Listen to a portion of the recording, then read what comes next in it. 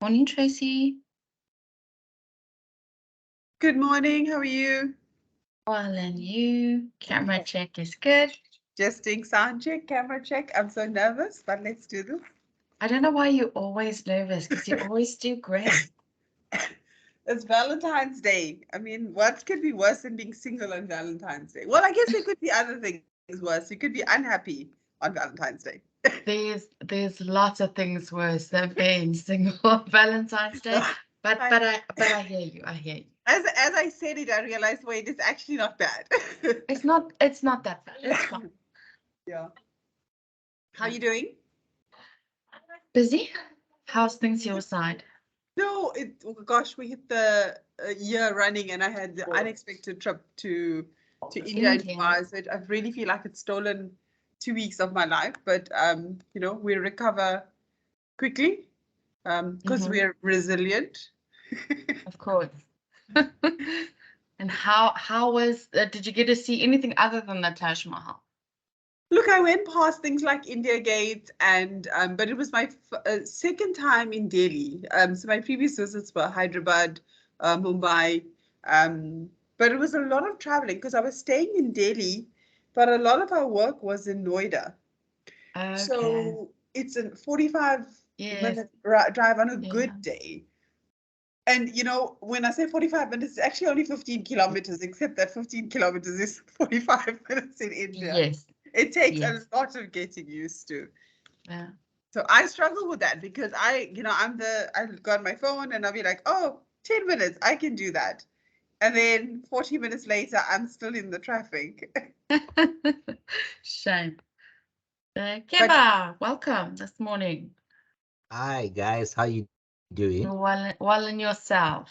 I'm all good. I'm all good. You know, I tried to fit in, and happy Valentine's to you guys. And to you. Happy Valentine's. Yes, yeah. You guys ready?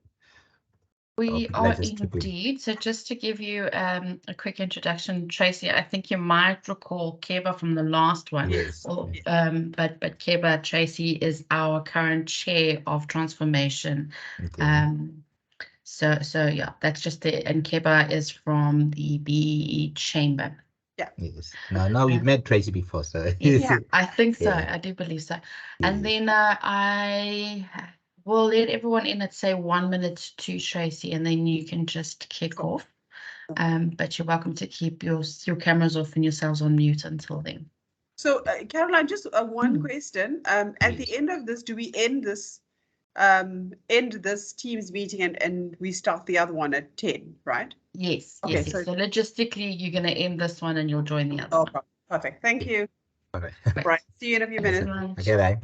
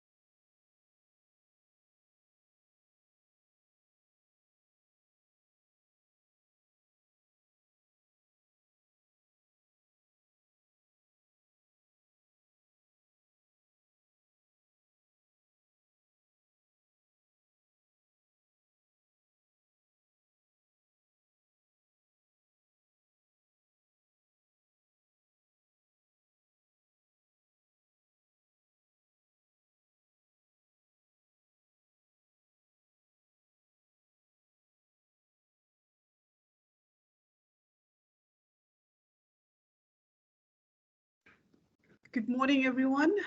Welcome to our first transformation forum for the year. Caroline, I think, can we give our participants another minute or two before we get started, or should we jump? Another minute is fine, Tracy. Sure.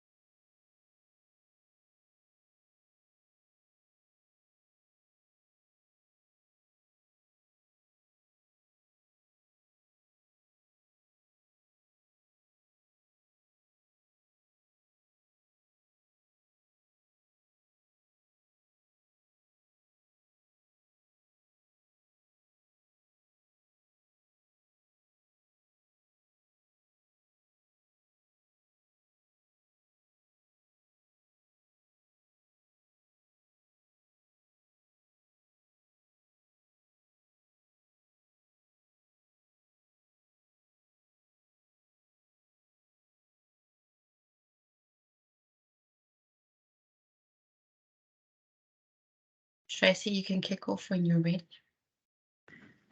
Good morning, everyone. Welcome again to our very first transformation forum for 2023.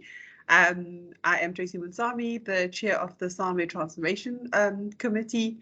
And perhaps before we even get started with that, a very happy Day of Love to all of you that are celebrating. May you be loved and may you show love. It certainly has been a whirlwind start to 2023, and we're already halfway through February. SAMED would like to send a loving welcome to everyone this morning, and we hope that you feel special and welcome. We encourage you to use the opportunity to ask questions and raise your concerns. If this is your first forum that you're attending, please feel free. Caroline and myself will answer any question in the chat, and even post this meeting. If you'd like to just pop us a message, we're happy to engage with you. Just a few formalities before we begin. Please note the disclaimer around conflict of interest and competition law. You also see the SAMED values, and we ask that you bear this in mind when engaging with our stakeholders, SAMED representatives, and each other. We've outlined some competition laws, do's and don'ts, as we understand that we're competitors and we need to safeguard ourselves against any anti-competitive behavior and discussions. We're also recording the session, and as such, by participating, you consent to the recording thereof. Again, we welcome your questions, and we ask, though, that you put it into the chat or into the Q&A or raise your hand, and if there's time, we'll call on you to speak. So we'll get started with today's session, which is focusing on preferential procurement and BBBEE. One of the key topics from a market access perspective has overflowed into the transformation space. And today we look at the developments around BBBEE in medtech procurement, including the suspension of the Preferential Procurement Regulation, the individual province mandates within the November regulations, and the implementation from the 27th of Jan. The reality is all of us have questions around that and questions around the future of the pending procurement bill. We really want to understand and unpack how BBBEE affects medtech public sector procurement and what impact the bill could have going forward.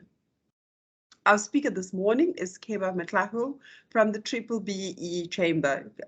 We've had numerous engagements with Keba, and he's not a stranger to the Transformation Forum, so we're very excited to have him here at our meeting today. He is an experienced business and social transformation specialist, an innovator, problem solver, and a strategist delivering sustainable value. Keba has more than 20 years experience in his field, which he has very generously chosen to share with us this morning. So Keba, over to you, and we look forward to our engagement around this very you know, a very concerning issue for us from the business perspective in terms of how do these changes affect us. So over to you, and welcome to our forum. Hi, Tracy, and yeah, good morning to you, and yeah, happy Valentine's to you and to the members. You know, good to join you guys today. I just trust that you see my screen. We do, thank you. We All do. right, thank you very much, and thank you for that introduction. And yeah, like you said earlier, I hope people will experience love and will give love today. But what we're talking about is the Preferential Procurement Regulations of 2020, promulgated actually around the 4th of November by the minister. And I'll just have to take you through the, you know, what the regulations are all about and the premise, you know, that on which they were based. Just to try and recap your memory, you may just remember that in 2020, what happened is that there was a case against the then Minister of Finance, and there was a court ruling about you know, that the minister has actually acted ultra vires, which means outside his powers, in issuing the regulations of 2017. Now, what the ruling did at that time was basically, and actually Afri-Business took the matter on appeal, and the ruling was just that the minister must correct the regulations. And what I'm gonna do is to take you through what that meant and what the new regulations means moving forward. The challenge that happened around November, which was basically everything else was on the news. You have basically like different headlines saying big changes for BEE laws in South Africa, which I think is actually far-fetched and misunderstood. There was this other code that Eskom no longer has to, you know, be used to use 100% black-owned suppliers. It's a misinterpretation of the whole thing, what it means. And I'm going to take you through what it means in a couple of minutes. But what is quite important, what we need to know is that the old regulations of 2017 are no longer in force. It's now the new regulations that are in force. And I'm going to, you know, delve a bit of what is in it versus what was in the old code, I mean, the old regulations. And you can ask me questions at any given point in time. What you'll note is that I don't have a line of sight of the chat box or anything else. And if Tracy, if you can just, if someone raises their hand or anything else, if you can just, you know, make me aware, please. So, No problem. Okay, so just to give you a bit of a background, this is a constitutional issue rather than a procurement issue. Section 2 and 7 of the Constitution that deals with procurement in particular, you know, Section 1 talks about, you know, the system in which based procurement has to happen within the government space, particularly when government is a client. It has to have a system that is fair, equitable, transparent, competitive, and cost-effective. Now, most of us are aware that you know, that has not been the case, and you know, if you have to use that as a yardstick, you might just fall short of what you're trying to achieve. But also, subsection 1 also, you know, what it says is that it does not prevent organ of state to use or to implement a preferential procurement policy, but then it provides that you know, there should be some certain level of preference, you know, in allocating contracts. But also, that preference has to be for the protection and advancement of people or categories of persons that basically was disadvantaged by unfair discrimination. Now, this is basically what generally the misinterpretation is all about. But and I'll delve a bit in detail in the next couple of slides. What we're talking about is that, so there is, Constitution generally allows for what we call discrimination, which is fair. There's the concept of fair discrimination, yeah, for people that were initially on the path disadvantaged by unfair discrimination. So ideally, that is a principle that is basically enshrined. But also now talking about this procurement system, in this you know, section 217, it talks about you know, it gives prescripts to say the national legislation must prescribe a framework within which the policy referred. Now, there's a preferential, the procurement policy must be implemented. So now we have to have we have the constitution, and the constitution say there must be a preferential procurement policy. And then it further says that the legislation has to basically prescribe this framework under which this policy must basically be implemented. Now, this is basically, a whole lot of hierarchy of systems, which makes sense when you look at it in terms of a structure point of view. Now, in 2000, there was this whole preferential policy framework Act 5. Now, this is basically a framework in which basically the Constitution refers to. Now, it gives that effect to Section 217, subsection 3. Now, what it does, it talks about in doing this, the preferential procurement policy, now it defines it. And that is the one that is referred to in the Constitution. But in this section, under Section 5, under the regulations within the policy framework. Now, remember, this framework is supposed to give effect to the policy and to say what should what should happen. Now, this framework states that the minister may make regulations regarding any matter that may be necessary, or expedient to prescribe in order to achieve the objectives of this act. Now, remember, the objective of the act is basically for inclusivity in terms of basically preferential procurement in relation to what the Constitution and under procurement states in terms of including people that were previously disadvantaged, or unfairly discriminated in the past. Now, that's basically what you have to keep in mind. Now, and further on, it states that these regulations must be published in the Government Gazette. Now, these are the regulations that we're referring to. Now, these are the regulations that are the regulations basically of 2017. Now, further on more, now, if you look at this preferential procurement framework, it talks about the three things that can be done using a regulation. Now, we talked about the framework says there can be a regulation that the minister can issue, and that now here it says what that regulation can do. And the framework now prescribed what the regulation should be able to do. Now, there are three things. It says number one, it says it can basically, there should be a preference point system. So meaning that there should be some means or some manner in which there is a scoring system. Now, number two, when the contracts are issued, and then there's the 90-10 and the 20, 80, the 80-20 principle based on the value of the contract. I'll talk about that in the probably next slide. Now, it talks about the points must be allocated for specific goals.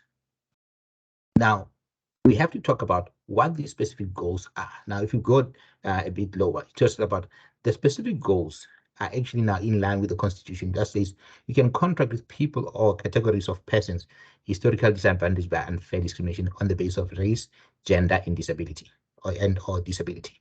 Now, what this goals means, now it means that when you have a preference point system, that preference point system should basically give, prescribe a certain points, allocate a certain points for people that were historically disadvantaged on the basis of race, gender, or disability. Now, the third point, and this is the third point which this framework talks about, it talks about there must be a prescribed formula used for that. So essentially, the regulations can only do three things. Number one, create a preference point system. Number two, define the allocation of points for specific goals. And number three, use a prescribed formula for doing that. That's the three things that the regulations is supposed to do. And this is basically where we're going to see why the court said the minister was basically acting outside their their powers. And if you look at it, and this is a continuation, it's about that the points should be allocated for particular points and must be basically included in the tender submission. Also it talks about the one who scores the highest point. It's just basically normal scoring mechanism. So essentially, what the policy framework is doing is that there should be a scoring mechanism that says the person who gets the highest score wins the tender. That's essentially what it's saying. And it says now the framework, there must be to repeat, there must be a prescribed formula, there must be specific goals, and there must be a system to allocate the points. That's generally the three things that the regulations are supposed to do. Now, when you look at the regulations, what they were doing, the regulations had very interesting things. Now, these are the regulations of 2017. It has two, on the 80-20 and the 90-10. What the regulations did, allocated points according to BE status. Now, there is nowhere where the policy framework talks about BE status. It talks about people that were previously disadvantaged because of race, gender, or disability. Now, what does BE status tell you? It doesn't tell anything about people that are discriminated. It talks about a scoring system that basically gives you points based on what you achieve, given the different, KPIs that you have. Are those KPIs only limited to race, gender, and disability? No, they're not. They have other things, that are built into that. It's just the coding system. But so they basically covers the code right in terms of, saying, B status should be excluded from the regulations. Yes, the code was right, because the Constitution is very clear about the preferential procurement, that there should be basically a mechanism to basically include people that were previously disadvantaged, and that there should be a framework. The framework is there, and the framework tells what regulations should do. Now, the framework says implementing this, there must be a regulation. The regulations were promulgated. These regulations talked about now, and this regulation have to do three things. Number one, it has to do a scoring system. And number two, it has to be a scoring system in relation to specific goals. Now, here, there are no specific goals that were intended or that were anywhere. BE status is not a specific goal according to the Constitution. So hence, basically, this ruling was 100% correct. But is there a formula? Yes, the formula is there to say how do you score the goals? How do you score the points? And the points, the highest point will win the tender. Yes, that's the principle. Those two parts were okay, but the point about specific goals and how they are scored, it was not there. It was not done properly according to what the framework was saying, the Act, and what the Constitution was saying. So this is basically why basically the 2017 regulations were not actually in line with the Constitution, and that the minister acted outside his powers. So in those regulations, there was no way minister was supposed to say B status has to basically be used. The language is very clear. It's stating specific goals. That's all. So the minister used B status to basically replace specific goals, and that's essentially what happened. And hence the court found it ruled the way it ruled. That's essentially what happened. Any questions so far? Yeah, but there's nothing on the chat or in the Q&A, so Okay. you can continue. All right. What I will take you through is that what now from the old regulations has been omitted, and be versus the new regulations. So in the 2022 regulations, when compared to 2017, what was omitted from the 2022 is that BE status, anything in the regulations that talks to BE status, as used in lieu of specific goals, is not supposed to be there. It has to be omitted. So the regulations should not have BE status anywhere in it, because the Constitution does not talk about BE status. It talks about people that are unfairly discriminated in the basis of race, gender, and disability. So that's what basically we need to take note of that. The second point is that the regulations were used to say there should be some content of local production content and all, set those whole targets, and and also include things like what kind of evaluation in terms of functionality. And when you look at these 2 points, these are basically set for in the supply chain policy and in the Municipal Finance Management Act, and in the Procurement Finance PFMA. So if you look at these were already included there. So to be in the regulations they were not supposed to be there. And again, as said, regulations could only do 3 things, not more than those 3 things. Subcontracting, there will always be that clause of when you do government tenders, even in the medical place, that say 30% of the value of the contract should be subcontracted to QSE, black-owned QSE and EMEs. Is not there anymore. So that's basically something that has been removed from there. So that subcontracting clause is no longer there government tenders. Now, this creates a very interesting challenge, because in recent past, what has happened is that most of the government clients, particularly hospitals, when they do tenders, they will basically start wanting to find out what is your local content in terms of the thing. Now, that is not supposed to happen moving forward. Now, this is basically, and that was used in the past as a means to say we encourage companies to basically start using local companies and local content when resources, and they want to know how much of local content was used. Now, what this means that whole decision, or that whole percentage of local content, cannot be used as a means to decide if it has to be, basically, if you have to win the tender or not. Even if you have it there or you don't have it there, but should not be used. And if you, in the scoring system, the local content does not have to carry any point. So, and that's what the regulations are saying. Now, also basically the issue of cancellation of tenders has been omitted. This is basically part of a supply chain process, has nothing to do with the regulations. The regulations, primary objective is to say, how do we include people that were previously disadvantaged using specific goals and using scoring towards that. That's all. Anything else outside of that is not supposed to be there. Remember, there was an issue of pre-qualification in terms of preferential procurement. It has been removed from the regulations. Subcontracting, which was basically a condition to say you have to basically, if you win this tender, you have to subcontract X amount. That should basically is also out of the thing. Now, we should just be careful not to confuse this with the DTI's localization strategy, process, because that's a different arm of government that basically doesn't talk about regulation. That one talks about how do you increase local content, and it has different incentives that are directly linked to that. And when they sign big contracts with particularly the pharma and the medical space,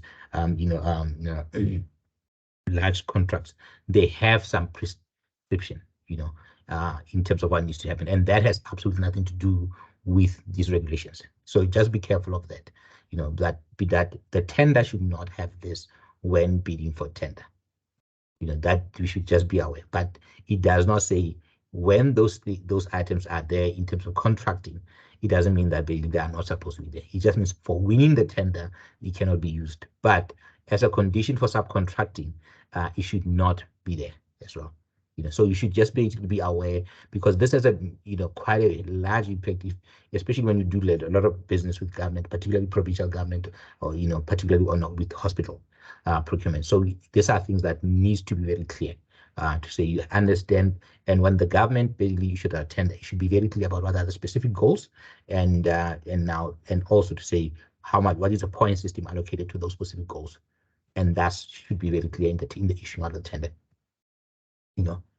The whole issues of circulars and guidelines should be out, because this has nothing to do with regulations. It's just basically a supply chain issue, nothing to do with the regulations. And there's only one new major provision that is there. Now, this has to do with when government basically, they dispose of assets that belongs to organ of state. It was included in this, that basically there should also be a prescribed formula to be used. To say now, if I'm basically an entity of government and I want to basically lease out my business, or lease out my space in the business, or dispose of assets, then I can say I have a scoring system that is there. Things like the airports companies, when they basically give you a space at the airport to use, they can basically use a point system and a formula to use it, and that formula should basically only be talking about addressing those specific goals. That's all it has to do. So yeah, so these are the key issues that basically the changes. It's not, so there's a lot of changes. If you look at the size of the document, the old document versus a new document, the new one is quite small and straight to the point, so which is basically in line with actually the ruling. Any questions so far? Kiba, I have a question. Apparently there are no stupid questions. Yeah. Go ahead. We speak of the DTI regulations that govern some procurement, Is there anyone that would take precedence? So is there any kind of rule around when the DTI requirements for local production or local content will actually supersede the triple PFA requirements? I don't think that. I think they both serve different functions. The function of the regulations is to basically govern how tenders are issued and are adjudicated upon. That's straightforward. And what should be there and how should the scoring system. That's essentially what needs to happen. So that's the straightforward thing. But the function of the DTI is to increase basically the industrial policy of the country, and to increase local content and all those other things. So the idea is that when you bid on a tender from supplying parts, items to hospitals or any other places, then the preferential procurement regulations are in there. But then when it comes to the DTIC, normally they will use different levers, either incentives or anything else, to try and basically ensure that you localize as far as possible. But remember, what the DTI is responsible for is the BBBEE. Now, in the BBBEE codes for awarding of points and all that, then it does prescribe that there should be local content.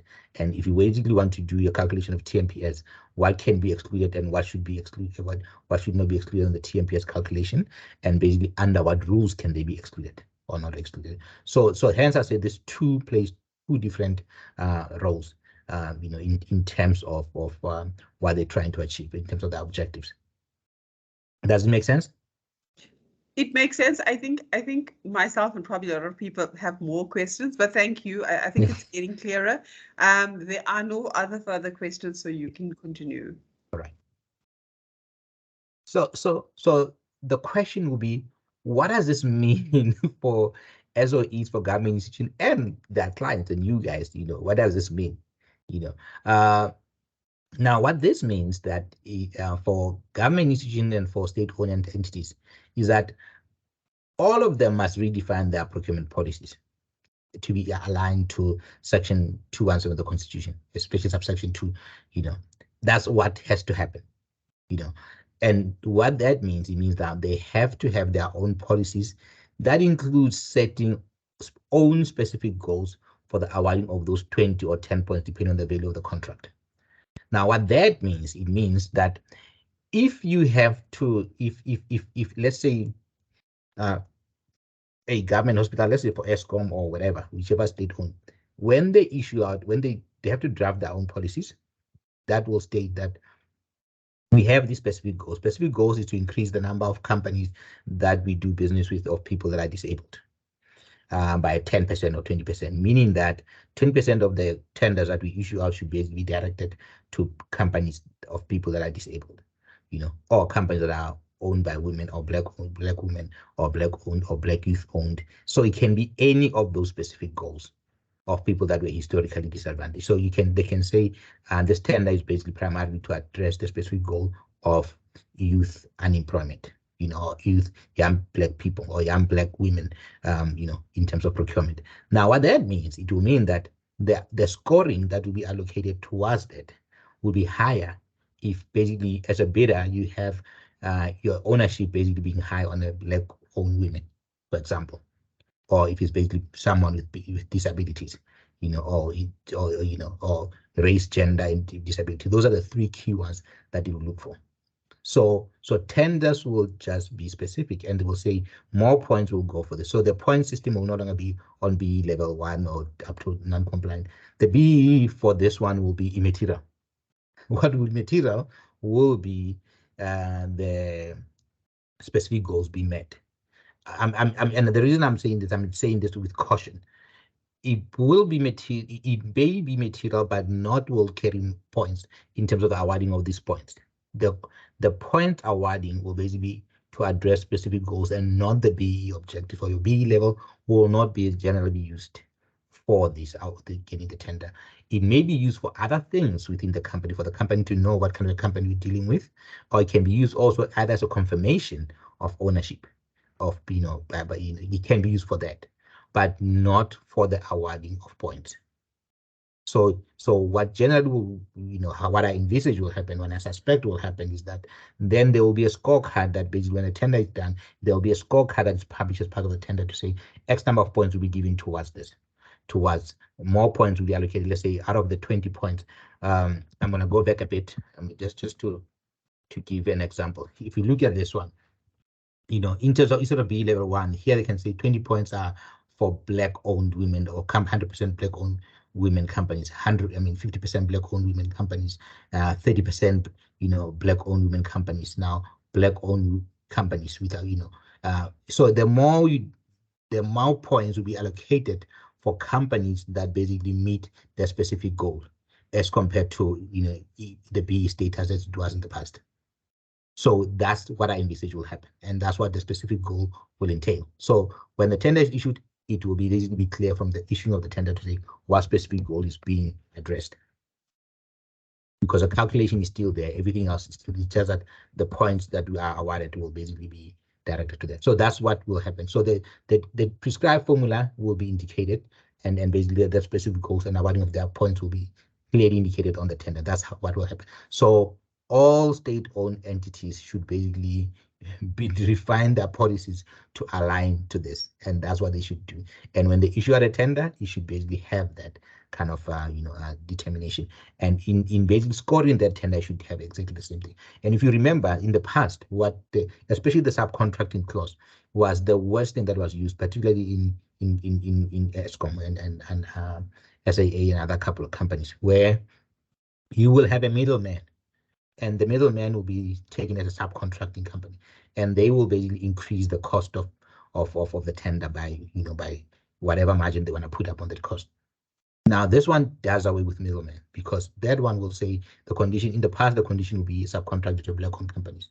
So you can have a company that basically you will have subcontracting another company, and there will be obviously the margin for the small company, the margin for the big company, and then what it does, it inflates the pricing.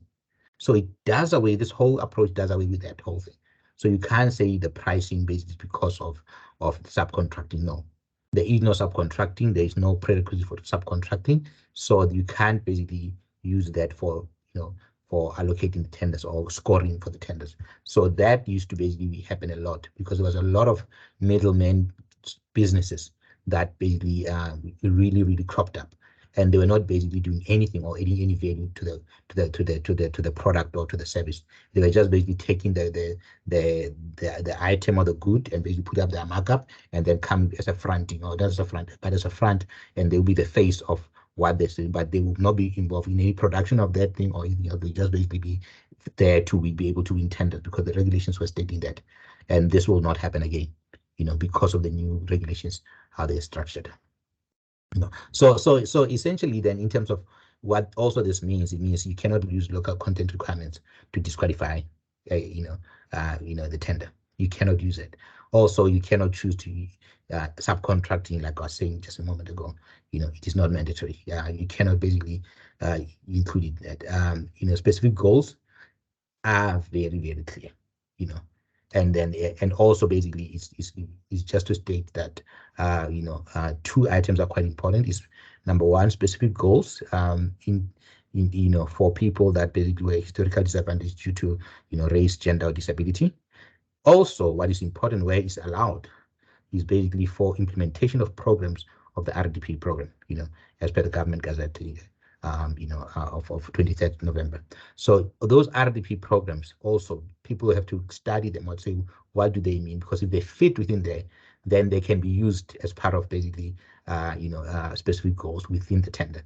So just be aware. So you need to know what that RDP basically means, and then what kind of programs basically envisaged by the RDP. So those basically can be quite critical, because they might just ask to say which RDP programs are you basically there, and they can basically score the RDP program as well as part of the determination of the number of points allocation. So just be aware of that. Can be a new thing. So people that are basically bidding, they must start getting to understand what the RDP means and what programs within the RDP might be scored, so that when they get to score, you know if you do comply with it or you don't comply with it. Or else what we can do an assessment of that to say, you know, versus the RDP, where are you as a company? And to say, if you know, you can do a bit of a new scoring mechanism to say, if this was a tender supposed to be for more goals allocated to Black, then how far are you in relation to that? Or X number of points allocated to this. So you can start being in a position to say what kind of tenders and where do you start basically positioning yourself against your peers really as compared to ticking those boxes and scoring the points in those categories. So that's essentially what I needed you to be aware of. Any questions? No, okay, but there's no questions. There was a question from Kurt Duff, but I think you answered it sufficiently around where the BBBEE status is not used as a criteria. So I think you've provided sufficient clarification around that. Oh, Tracy, I see there is a hand up from Dave Roberts. Oh, okay. I don't see a hand. All right. Okay, were you happy for us to jump in with the Yes, please. Let's get a question. Can I go ahead? Yeah, Yeah. please, Dave. Keba, thank you. Sure, that's very well laid out. Really do appreciate that. It's Dave Roberts here from Johnson & Johnson. Okay, Dave. Okay. So thank you for that. I think you actually answered my question, but I just want absolute clarity. So in terms of the regulations, it's very clear what can't be included in tenders. Yes. And then you spoke, though, each tender authority could talk to specific goals that they would set that then defines their direction and their points allocation. Am I right in saying, though, that each tender authority cannot use subcontracting as a goal and cannot use local content manufacture as a goal because it isn't covered in Section 217 of the Constitution? Correct. Yeah. So you cannot use it because remember the regulations basically are the framework under which preferential procurement can be implemented. So you are correct. It cannot be used. Local content cannot be used for point system, for allocating of points for you to be able to win the tender. It cannot be used for that. Thank you very much, Keba. Yes.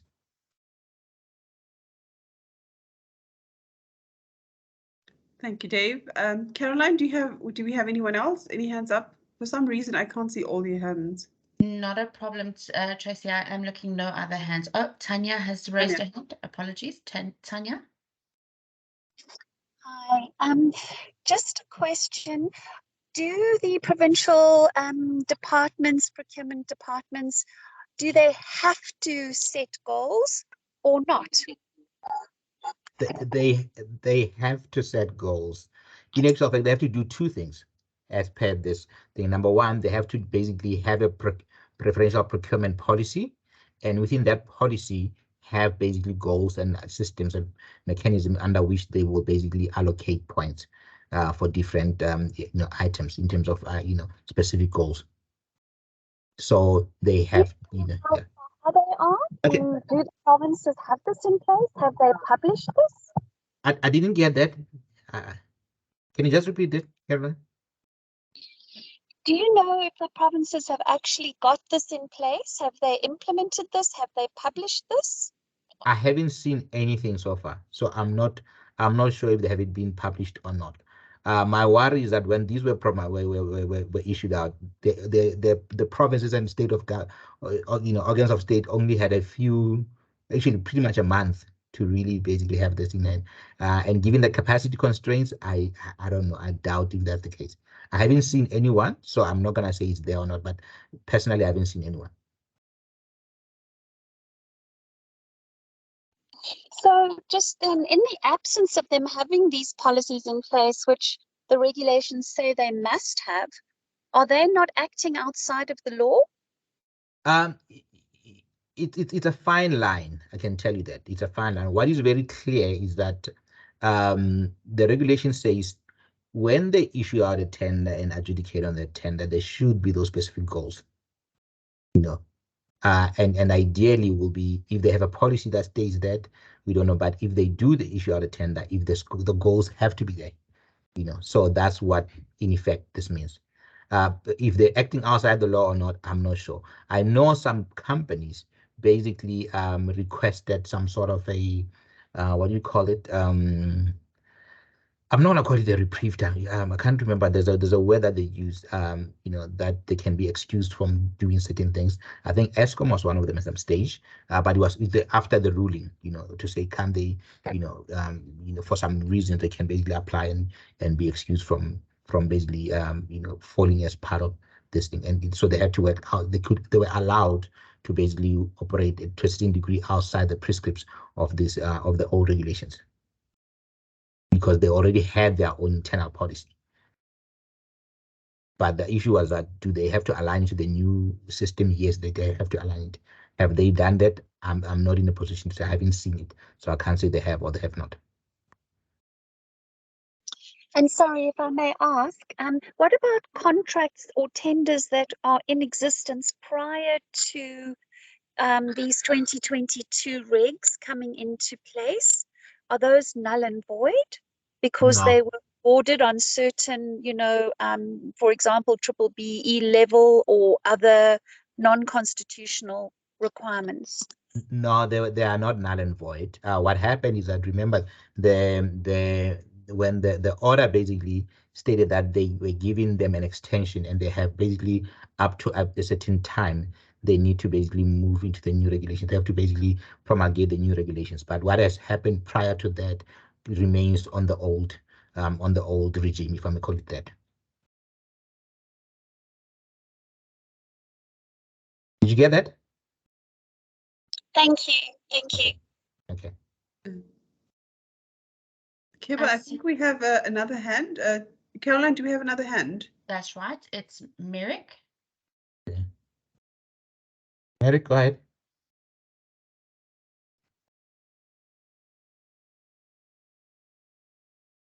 I can't hear anything. Yeah, maybe Merrick? you're on mute. Sorry, Merrick? I was struggling to get my mic to work. Okay.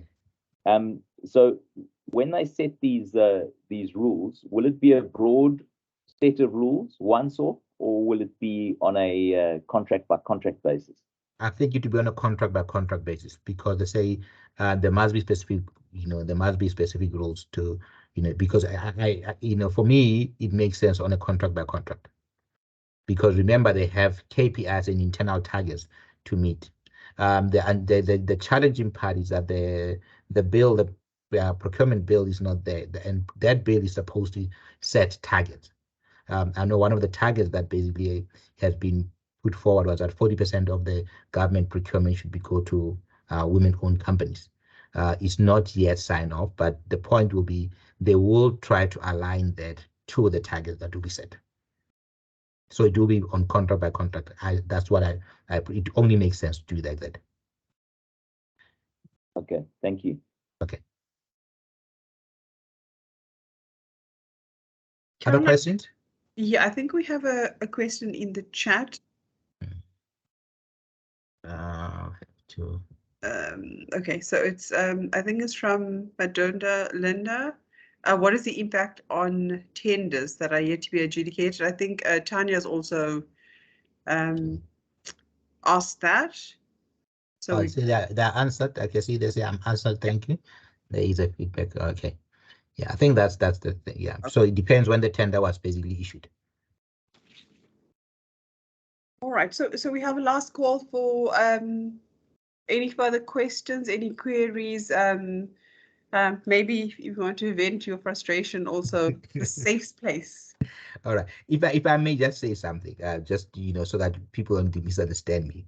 I'm not saying B is not important. It is important in basically your company basically being compliant and having to transact with other companies. It's a good competitive advantage type of a tool. But I'm saying when it comes to government contracts, what will be used will be the specific goals and the point allocation to those specific goals. Just be aware of that. Just wanted to stress that point. Okay, perfect.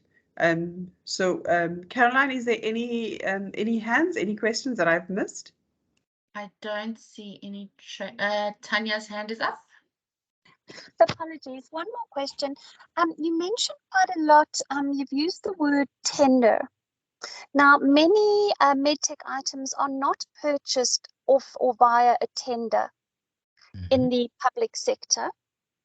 They are purchased, via often a kind of buyout system. So the supplier is registered with the province, and then the provincial procurement people call for 3 quotes, and then they choose a supplier out of those 3 quotes. Does this also apply to those types of commercial arrangements? Yes, it definitely will. It definitely will, because it's basically so anything it's across the board. It's any form of procurement by a state-owned entity. By a state-owned entity, yes. So even if they go for 3 companies, then they can say, okay, for 3 companies, then, and what they might even do, they might basically they might use a scoring system to say, we have basically only these 3 companies supplying us with this gadget, and only one of them basically has higher scoring based on meeting the specific goals, and then meaning that one can basically go directly being a company that wins a contract. They can still do that. Because if the scoring system is in place, then what's the point of you going out on tender? The only thing that going on tender might just be on pricing, because pricing will score 70%, but on other aspects, it will basically, they will score higher on the specific goals item. So just, I suspect they will go for that, but if the price is the same, generally what will happen will be that they will just choose one that they will meet more specific goals. Because sometimes what I know in certain, contract, in certain awarding of certain contracts, what they will do, they will always have a price list before anything else. So it depends on, and it applies differently in different sectors. So I've looked at certain sectors where there will be a price list that basically is submitted, and then based on the price list that is submitted to the government, then they will use that as a guide. Thank you. If I can, Tracy, I just have 1 or 2 more comments. I think this whole change has and is creating a huge amount of uncertainty. Yes, it is. And concern. Previously, at least, I think, although maybe some companies disagreed with, what the metrics were, and others agreed, at least there was certainty. Now it's really very much up in the air. There doesn't seem to be a formula or clear guidance for the provinces or state entities to put in place to arrive at goals. And so one, starts to wonder who will have oversight of whether those goals are in fact justified, whether they are based on sound judgment, whether they are actually practical, and also whether they will prevent corruption. So for me, this is quite concerning, and I imagine it would be for companies. And particularly so if it's per contract, there doesn't seem to be standardization. What would be your advice to a trade association like SAMED or to companies in general, who have to navigate this new way of procuring? Okay, Tanya, let me just state something. Like I said, I suspect it will be per contract. It only makes sense. I'm not saying that's how it's going to be. But just because we're not aware, or we don't have at this point in time a line of sight of what is happening, it does not necessarily mean that they don't exist. So I would want to believe that some people in the procurement space at provincial government are basically working on this, and basically are trying to wrap their hands around it, because it's a complex metric that you have to design. But if you have your specific goals very clear, the point allocation system will be allocated per specific goal. So the higher the points will go on on whatever the specific goals, because the issue will be the hierarchy. Do they put disability at the top, or do they put women at the top, or do we put race at the top? Those are the three key elements of this metric. So there may just be in the past, there could have been a metric that people were comfortable with. Unfortunately, the metric was unconstitutional, and hence it was taken to court, and hence basically there was that ruling. Unfortunately, I don't think there was when it was taken to court, I don't think they envisaged that by aligning that whole regulation to the constitution, you create another challenge. I don't think that was something that it was one of those unintended consequences, trying to deal with something and not realizing that the effect out of that might just be much more broader than what you hoped it will be. So I suspect that, there will be a clear metric, but when there's an issue of contract or tender or bidding, it will be specified. At this point in time, we're not aware of it. I'm not aware of it, but it might just be. If it comes across that is there, and basically we have to interrogate it, we will be available to assist you guys and say, like, okay, let's interrogate this. And then the question is that, how do we start positioning your businesses in such a way that you talk to those KPIs and those goals that are set? But the specific goals are very simple. They are very clear.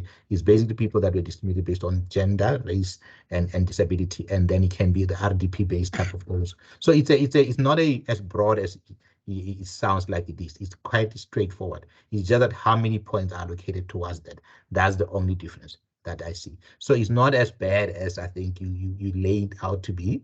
It's just that at this point in time, we're not aware. But when we get to be aware and we get our hands on these policies, then we are able to say, this is how best we can basically manage it.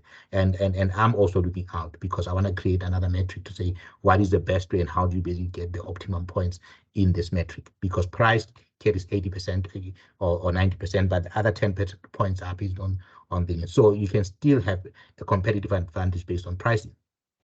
So that's just, it's just that other things that are on the frills, like, subcontracting, all those things are coming off. So you don't have to worry about those things anymore. I think we just have to be aware of this. So it's not all, lost. It's just to say, how do you reconfigure yourself such that basically position yourself for these tenders? That's how I see it. Can I also then just add, so perhaps I was, maybe too concerned, but that could also be out of ignorance. But on a more optimistic note, I think that's a wonderful Valentine's gift for us women, isn't it?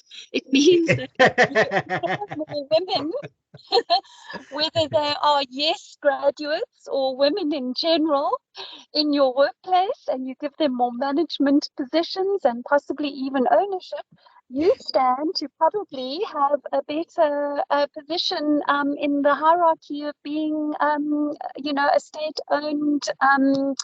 Apply. Yeah, correct. And what SAMED is considering, just for everyone's knowledge, very soon we'll be advertising a Women in Medtech forum. It'll be, I think it's our second one to date. So very exciting, and we are going to be exploring the concept of a women empowerment index for the medtech sector. Great stuff. I think the great is welcome. I don't know if you were part of WECONA, Women Economic Forum, that done with the president a couple of months ago. It was in August, or I can't remember which date. And there were commitments made there by the president and the women. I mean the women office within the presidency, and I know because I was involved in the auto sector, there's been a lot of movement in the auto sector as well, because I was doing a bit of work with them. So, and in other sectors, in the retail also, there was a couple of movement. So it is, positive movement. I'm not gonna lie to you, but the point is that specific goal is basically addressing, the previously disadvantaged people based on race, gender, and disability. So BE was not too clear about it, and I'm not saying by saying that is that BE is still good for competitive advantage, but for government tenders and all that, he's not addressing what we're supposed to attend, what was intended to address as per the Constitution. So we need to be very clear on that part. Thank you, Keva. Thank you, Tanya. I think we have one more hand. Caroline, did we have? We do. It's Philemon. Philemon? Apologies for the delay, but we can get your question in. Okay, no, thanks a lot. I wanted to make a comment on what you said, Keva, to say, has there been departments who have structured in a way that is aligned to the 2022 reg. I think the correctional service is now, they actually had a tender that went out with the new kind of matrix where they were speaking to women, youth, black and disabled, with their kind of pointing system. That's one comment. Then the next one would be on the scrapping away of BE. We understand that it was unconstitutional and everything, but when you look at the goals of the RDP, of the 11 goals that are summarized within the RDP concept, a majority of them, they speak to BBBEE, as in they are addressed by BBBEE. So there's no way that you will say BBBEE is going away, because should it be that the one department or one SOE says that they want to do a tender based on RDP, not on the earlier on the ownership, you'd find that for it to be quantifiable, you would need a BBBEE certificate, because you're looking at promotion of black-owned entities. You're looking at CSI. You're looking at job creation. You're looking, so the skills development. All these are attended to. So these RDP concepts, they are attended by the BBBEE scorecard. So, and BBBEE being quantifiable, it might be used, not necessarily as a saying, how it was used to say level of compliance, but should it be that you want to measure on the contribution of skills development, you best use something that was verified by a third party than for you to say one tenderer or one company would quantify to say they've spent 10 million, but is it really 10 million against what benchmark? So it being quantifiable in the BBBEE concept, it might be, obviously there is still a gray area, but BBBEE concept is still engraved in that kind of, because the first one is ownership, literally, is black ownership, women ownership, disabled ownership, then speaks to skills development, speaks to ESD, speaks to CSI, speaks to skills development. So the BBBEE concept is still inherent in that. Correct. Yeah. Let me just for the sake of completeness and to avoid what happened in the media space in terms of the headline, BE is not scrapped. BE is not necessarily used for the basically as a measure to calculate or to give points towards adjudication of the tenders. Let's just get that one right, because sometimes some people get it wrong. Because I remember I did an interview, I think it was on ENC or somewhere, where I had to correct that part to say it's not scrapped. It's just that it's not going to be used for that particular purpose. So just be aware of that. And again, there is quite. Thank you for that whole issue about correctional services tender. If it's possible, if we can, if we can share that with us, I just need to analyze it and see how it's done, because if it's we can learn from that and start basically being able to assess how would it be managed moving forward, and then we can start helping you to structure a metric that can help you to position yourself better for these government tenders. So if you don't mind, if you can just share it with us, please, I would really appreciate if you can do that. Thank you. Right. Thank you, Kevin. We had one more hand, and we are at 10 o'clock. So we can take a quick question, and then we will have to end just out of respect for everyone's time. Caroline, do we still have? Yes, it's Selma. Selma, your hand's still up? Thank you so much for taking my question. It will be quick. I'd just like to ask if there was a government notice published in 2012 from the DTI regarding shorter payment period terms for BBBEE, people or companies. Tell me, has that ever been finalized? It was out for comment, if I recall, and I'm very interested as a BBBEE level 1 company myself to understand how to interpret that gazette that was issued.